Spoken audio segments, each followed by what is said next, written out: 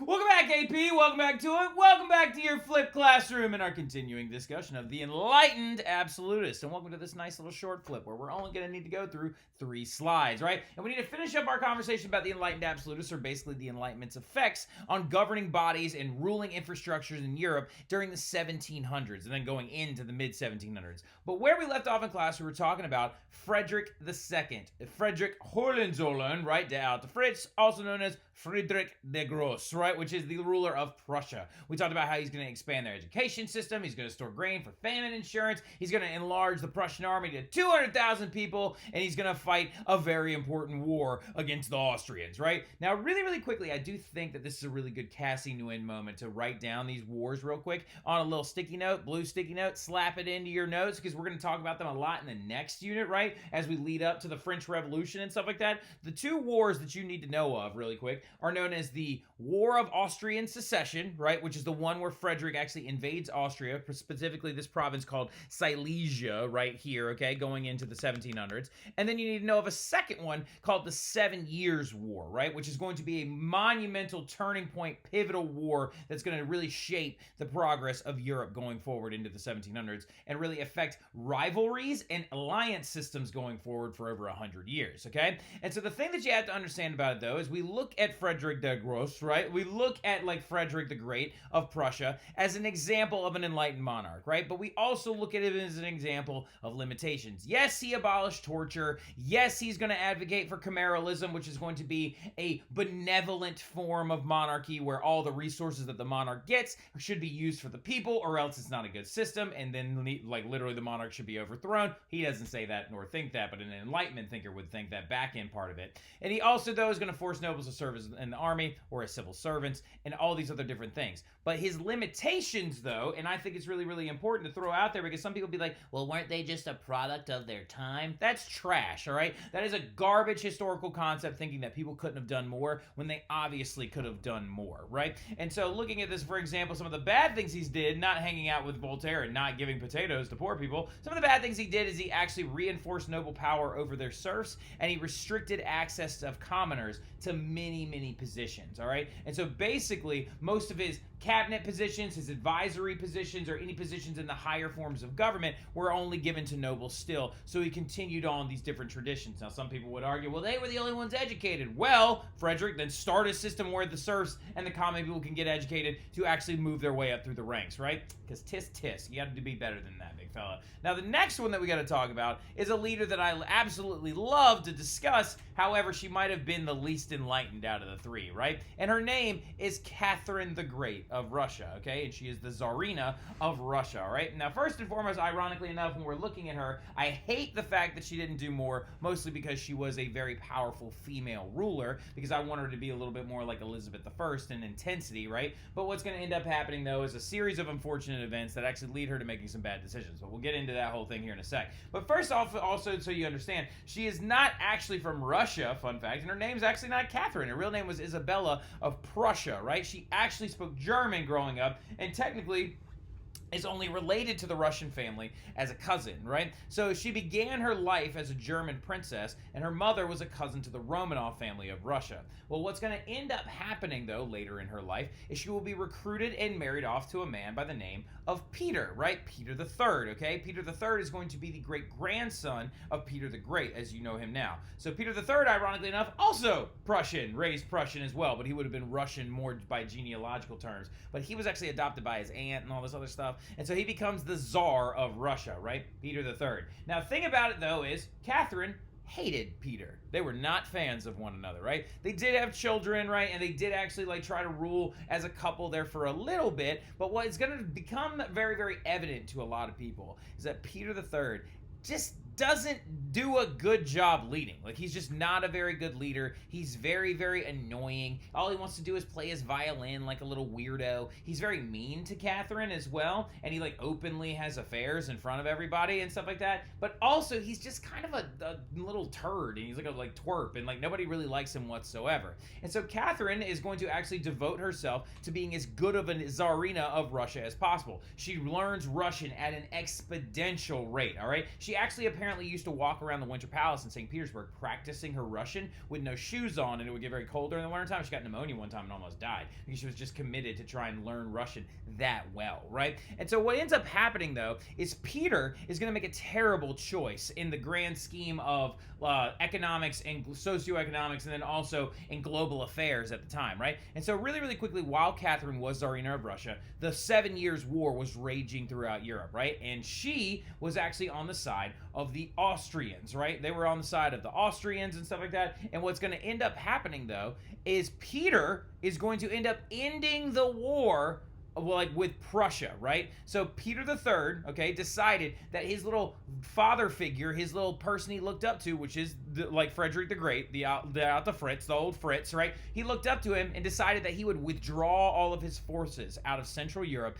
and stop the war against Germany, right? Just because he looked up to this guy. And it gained Russia absolutely nothing. Yet another twerp move by this guy. And so what this is going to do is alienate the army. And so Catherine's lover, Gregory Orlov, which is an army officer, and his brothers are going to overthrow Peter in a coup, and they're going to place Catherine on the throne as the sole empress of Russia. They had Peter overthrown. He was eventually locked in a prison. He died there and things like that. And she actually ends up becoming the empress, the Tsarina of Russia, right? Which is a really, really, really cool story and stuff like that. Now, really quickly, though, going into it, she does try to rule in the example of the Enlightenment, right? For example, she represents this being a student of the Enlightenment, as she, does very, very importantly, continues to westernize Russia a la Peter the Great, right? Now, not Peter the Third, her husband. I know there's a lot of Peters right now, but Peter the Great, though, is of course the one from the 1700s, Peter the First, right? That we like more, and he was like 6'8", and he brought all the Western ideas back to Russia after his grand tour.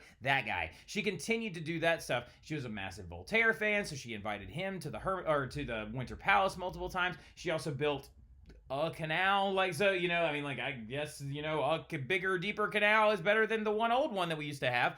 Also, she's going to publish the Encyclopedia by Diderot after France banned it. She even also bought Diderot's entire library and moved it to Russia and invited him there as well. Now, she also is going to build one of the largest collections of art that Europe has ever seen, and it is now known as the Hermitage Museum, right? So actually, she is continuing to inject Russia into the European affairs, right? She's also going to do some domestic reforms, right? Including boosting the education system, including one for women, because women actually weren't allowed to go to school in Russia until Catherine the Great came to power, and she begins an education program for women, especially starting with noble women and stuff like that, because many of them were illiterate. She's going to also limit torture. I liked when Peter abolished it, I liked it when Frederick abolished torture, but she's going to limit it, right? And she's also going to include religious tolerance. But a big question that some of us have right now, though, is but hey, Catherine, the serfs, what about them? Because they feel kind of like this.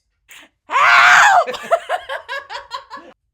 Exactly. So, cut short by, the problem is that the serfs rebelled against her. And this is actually going to lead her to going against some private conversations she had where she actually had advocated for abolishing serfdom, right? And it's going to get cut short by a Cossack and serf rebellion, okay? Because this guy named Emelian Pugachev is actually going to lead a very large rebellion against her. This is Emelian Pugachev right here, leading his rebellion of Cossacks and serfs against Catherine, and he would later on be held up as an image of a hero in the later Soviet Union and stuff like that. But basically what ended up happening is Emelian Pugachev said that, I am Peter the Third. I'm actually not dead. I am the true king of Russia. Serfdom is bad. And he began to recruit a bunch of serfs in the eastern reaches and territories of Russia and held a very large rebellion against her, right? But whatever usually happens whenever you have a serf rebellion or a peasant rebellion a la Martin Luther, rich people come in and crush it, right? And so, of course, Catherine the Great leads the army in. They crush the Emelian Pugachev rebellion, and it actually kind of limits her or stops her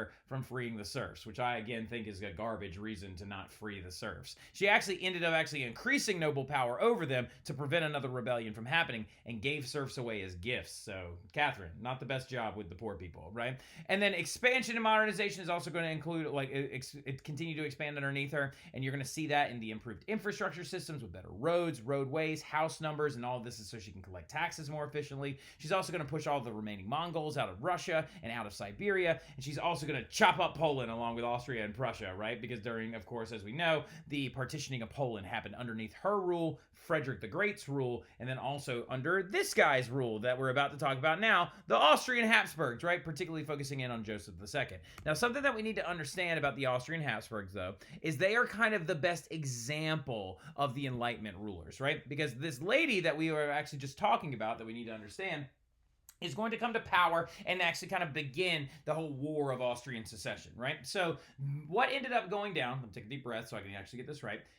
What ended up occurring is the King of Austria and Holy Roman Emperor ended up dying and passing his throne on to his daughter. And his daughter's name is Maria Theresa, right? Now, Maria Theresa was married and her husband actually took over the ownership and rulership of the Holy Roman Empire, but she decided to become the queen and ruler of Austria, right? Now, Maria Theresa raised her children in the guise of the Enlightenment, right? And she encouraged them to read. She encouraged them to actually understand Enlightenment trends. She really loved when they read Voltaire and Diderot and Montesquieu, and she wanted them to rule as positive figures. Now, Maria Theresa is a very, very famous female figure in all of European history as well, because she had 16 surviving children, right? 16 of them. And 2 of her sons will later become kings of Austria, right? Now, going into it, though, what you have to also understand is she will do some domestic reforms as well, including putting house numbers for efficient taxation collection, doing reports, having a census taken in the Kingdom of Austria as well. But she's also very famous for another reason.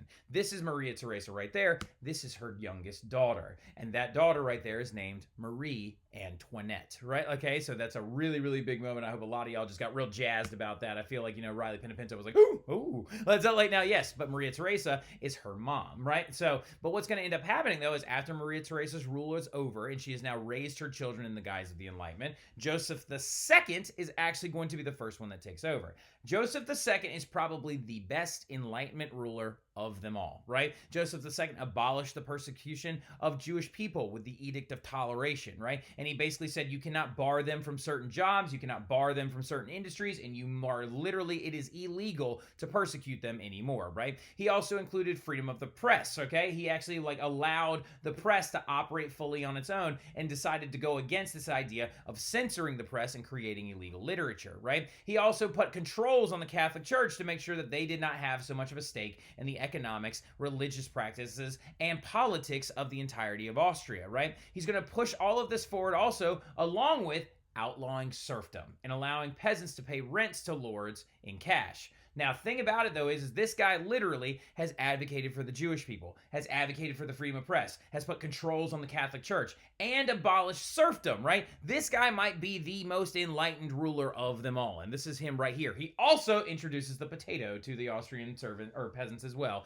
Now, the thing about it, though, is what ends up happening, though, is the nobles freak out about all this, right? And it ends up being kind of a huge backfire because the serfs were really pretty much unable to sometimes pay those rents and lords, or rents to the lords. The thing about it, though, is Leopold II, her brother, ends up coming to power, and he reinstates serfdom to bring order back. And the reason why we talk about the Austrians is because they serve as an example of the limit of the Enlightenment, right? Because their actions were fair, but they did not get well received. And after Joseph dies, all those reforms get rolled back, right? Go ahead and say that Leopold rolled back a bunch of Joseph's reforms, right? So going into it, though, that is where we're going to leave off. I hope y'all enjoyed it. Y'all have a great rest of your weekend. I'll see y'all soon. It's recording.